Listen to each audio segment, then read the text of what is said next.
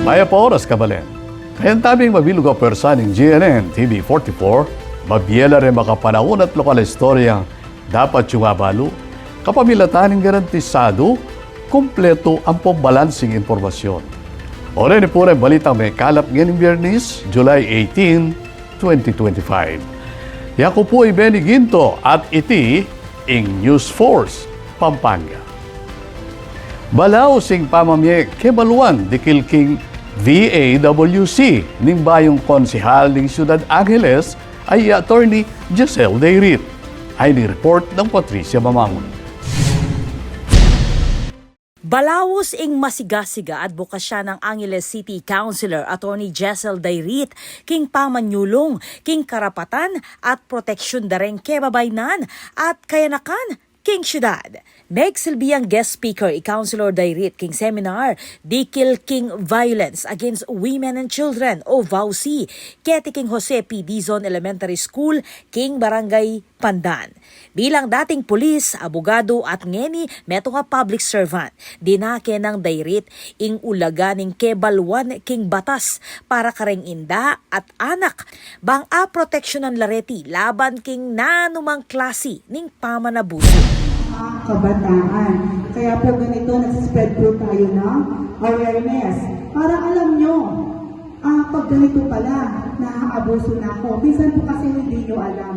Kasan metong king aktibidad ay ti reng talaturo ning eskwela, reng pengari at reng guardian. Kaya duangan la naman reng talento ning Hoxton College Center for Learning and Development in Culture, Arts and Sports. King pamanimuna ng Director Jason Pabalan.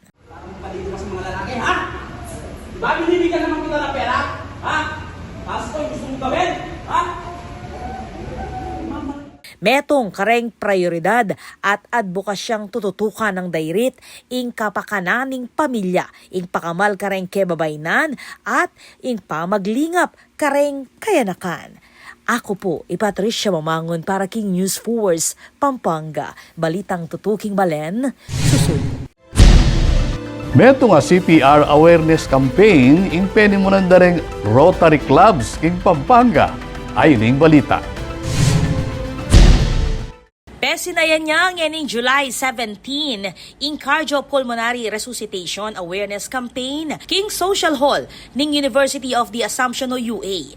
Pwede mo na ni ning Rotary International District 3790 Cluster 4A kayadwangan ning UA at Philippine Heart Association Central Luzon Chapter. Iti ning kapatabanuang gagawa na iti ning Cluster 4A akabibilangan dareng 11 Rotary Clubs king Pampanga, kalupan ning Central Pampanga, Dolores, Villa de Bacolor, Eastern Pampanga, Western Pampanga, San Fernando P, Pampanga Cosmopolitan, Metro San Fernando P, Greater Florida Blanca, San Fernando Cabalen at Southern Pampanga. Pepakit lang live demo, reng doktor, ibat king PHACL nung makanano rumispondi king cardiac emergencies at gumamit automated external defibrillator. Tinagon at mekisan metong king hands-on training, reng estudyante, ibat king Central Luzon College of Science and Technology o CELTEC gamit reng CPR mannequins. Layo ning aktibidad ing aturwanan ning publiko king ustong kebalwan king pamagsakoro king die kabang maninayang medical responders. May nga ko na laman ni Reng Rotary Cluster 4A, UA at PHACL na isundo ing panyulong ning CPR education kareng lokal na komunidad para king mas ligtas at makasadyang memalen. Ako po, Patricia Mamangon para King News Force Pampanga. Balitang tutuking balen, susuyo. Mayap namang balita kareng atletang Fernandino. Inumpisan dane ing pamagpagawa para king Bayong City Track Oval king Barangay San Isidro, San Fernando. Ay ning detalye ng Patricia Mamangon. Uy! Uy, bayong oval para kareng mamulay. Formal na neng inumpisa ng San Fernando LGU ing pamagpagawa para king bayong City Track Oval kapamilatan ning metong groundbreaking ceremony niyang July 14 kete king City Civic Center king Barangay San Isidro. Agpangkang Mayor Vilma Kaluwag maulagay ang proyekto para kareng kayanakang Fernandino amamye dangalan king syudad king miyayaliwang sports competition. Ing international standard na oval at inyang kabang 177.51 meters at lapad na 92.52 meters. Gawan niya iti king adwang phase. Ing first part, pasemento ya ing track ngening banwa. Kabang king kadwang phase naman, ing pamag ka ng rubberized track surface at bleachers para kareng malbe. Pasalamat siya Dr. Shirley Zipagan, ing Schools Division Superintendent, king balaw sa suporta ng Kaluwa, king sports at edukasyon. Sabi ng Kim Jan Sagun ng City Sports Development Council, excited na la reng atleta king bayong pasilidad. Goal ning bayong track oval ing maging sentro ning training, competition at healthy lifestyle para kareng Fernandino. O naano abe, makasadya na ka king kang running era? Ako po, Patricia Mamangon para King News Force, Pampanga. Balitang tutuking Balen, susunod. Atin pa ang mga paling balita king pamagbalik ni News Force, Pampanga.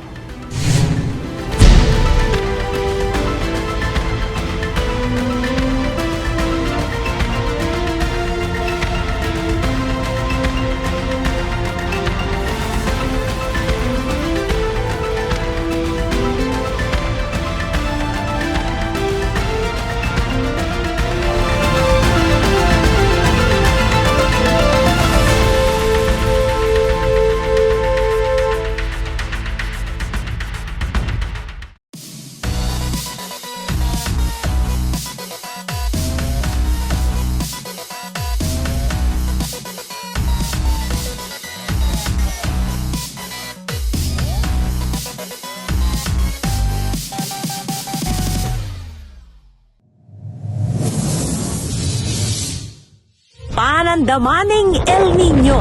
Kuntoro papali o mitatasing temperatura, daragul mo naman ing pamangailangan king kuryente. King daragula demand king kuryente asang kaning paning pamangamit kareng appliances kalupaning aircon, freezer at refrigerator. Asahan tamo naman na siguradong tuki ing kimot ning presyo ning kuryente amani batan king wholesale electricity spot market. Inya naman papaganakan ning Svelapco kareng hanggang consumers ing paniguradong pamagbayo ning konsumo at presyo ning kuryente balang kilowatt hour. Manatiling makayantabe king kaya kaming Facebook page para kareng latest advisory. Beto nga paganaka, ibat king Svelapco.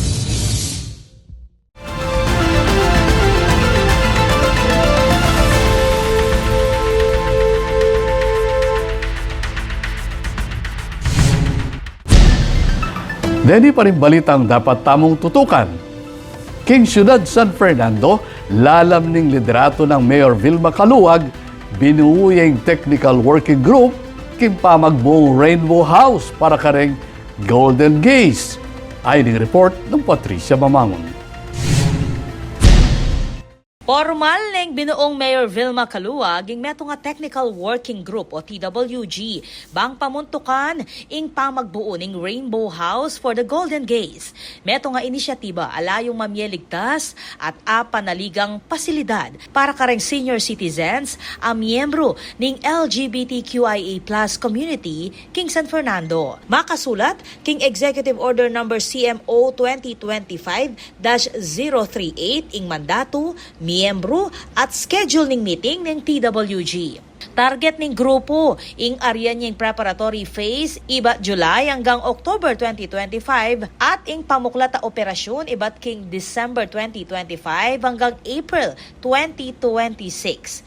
Yampang king planong Rainbow House reng serbisyong kalupan ning wellness programs, legal at medical referrals, psychosocial support at reng aktibidad para king community building. Parting programa king inclusive governance asusubong ning administrasyon ng Kaluwag. Ako po, Patricia Mamangon para King News Force, Pampanga. Balitang tutuking Balen, susuyo.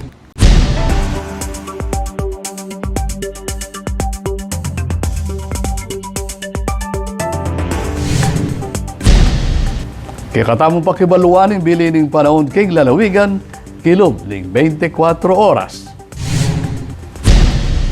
Ing bagyong Krising balabalaw siyang magpasikan at meging ng tropical storm Krising na magdalangangin king sika na 65 km per hour king bugsong 80 km per hour. Agpang king ulat na ning pag-asa, talwideng ikiting sentro ning bagyo king dayong 250 km east na ning Cagayan.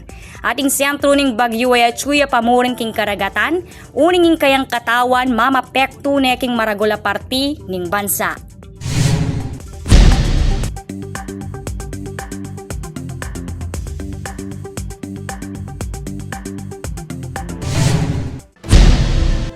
Kabalen maging parti kaking pamagbalita kitiking News Force Pampanga. Nanumang kaganapan, isyo reklamo king kayo lugal, malyari mong ikwento isumbong, kapamilatan na rin numerong mayakit king kayong screen. Malyari mo namang mag-post ka rin kaming social media accounts.